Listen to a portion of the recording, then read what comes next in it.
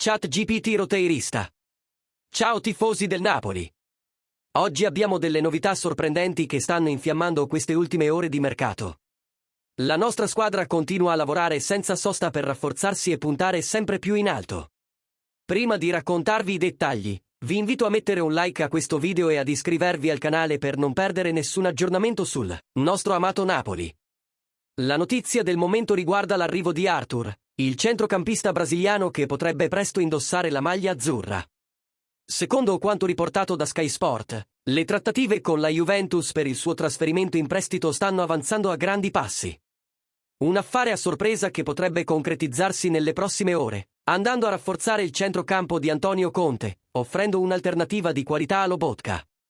Arthur, dopo una stagione alla Fiorentina, è tornato alla Juventus, ma non ha mai trovato spazio nei piani tecnici di Thiago Motta. Ora, con il Napoli in cerca di nuove soluzioni per il centrocampo, il brasiliano potrebbe essere l'uomo giusto al momento giusto. Le trattative con la Juventus sono già in corso e si sta lavorando intensamente per trovare una soluzione che soddisfi entrambe le parti, specialmente per quanto riguarda la questione salariale. Ma ora tocca a voi, tifosi. Cosa ne pensate di questa possibile nuova aggiunta alla nostra rosa?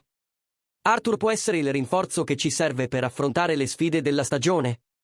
Diteci la vostra nei commenti e non dimenticate di lasciare un like e di iscrivervi al canale per rimanere sempre aggiornati su tutte le novità del Napoli. Forza Napoli, sempre più forte!